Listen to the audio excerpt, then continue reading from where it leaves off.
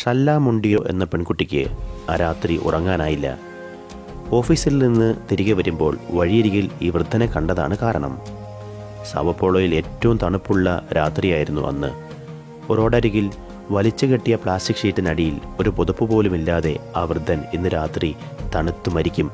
അവൾ എഴുന്നേറ്റ് ഒരു കമ്പിളി പുതുപ്പുമെടുത്ത് വണ്ടി ഓടിച്ച് പാതിരായ്ക്ക് അയാളുടെ അരികിലെത്തി.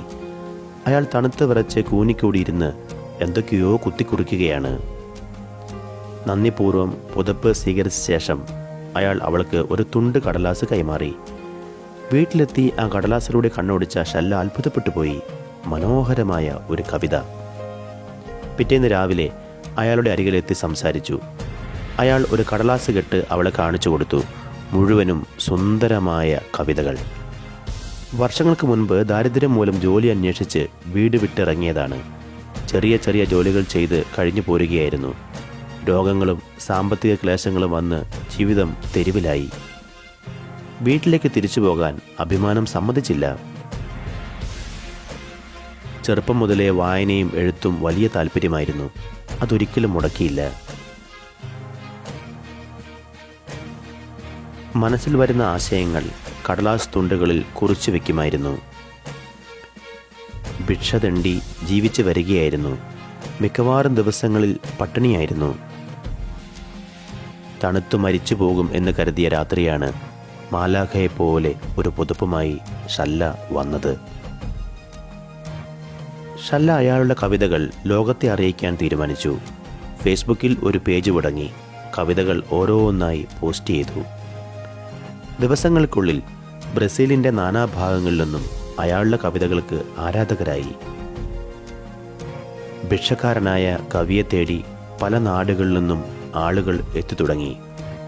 വാർത്ത കേട്ട് ഒരു ദിവസം അകലെ നിന്ന് അയാളെ കാണാനെത്തിയ ഒരു മനുഷ്യൻ വിസ്മയത്തോടെ ഒരു സത്യം തിരിച്ചറിഞ്ഞു. വർഷങ്ങൾക്ക് മുൻപ് വീട് വിട്ടുപോയ സ്വന്തം ചേട്ടനാണിത്.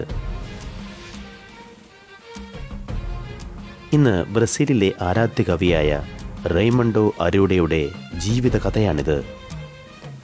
അദ്ദേഹത്തിൻ്റെ കവിതാ സമാഹാരങ്ങൾ പ്രസിദ്ധീകരിക്കപ്പെട്ടു കഴിഞ്ഞു.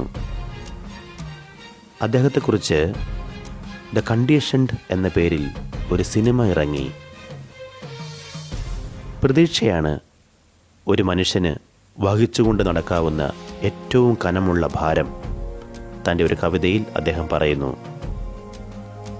അന്ന് രാത്രി എന്നെ തേടി അവൾ വന്നില്ലായിരുന്നെങ്കിൽ ഒരുപക്ഷെ ആ തെരുവിൽ ഞാൻ തണുത്ത് മരിച്ചു കിടന്നേനെ. എന്നാൽ ആ രാത്രി അവൾ എൻ്റെ അരികിൽ വന്നത് ഒരു നിമിത്തമല്ല, നിയോഗമായിരുന്നു.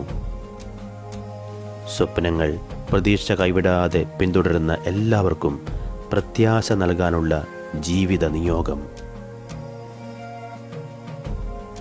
സുഹൃത്തെ, എത്ര ഞെരുക്കുന്ന ജീവിതാവസ്ഥയിലും പ്രതീക്ഷ മാത്രം കൈവിടരുത്. തളരാതെ പോരാടുന്നവർക്ക് വേണ്ടി ചില നിഗൂഢ പദ്ധതികൾ ആവിഷ്കരിക്കപ്പെടുന്നുണ്ട് എന്നറിയുക. അല്ലെങ്കിൽ പിന്നെ എന്തേ അന്ന് രാത്രി ഷല്ല മുണ്ടിരോയ്ക്ക് ഉറക്കം വന്നില്ല?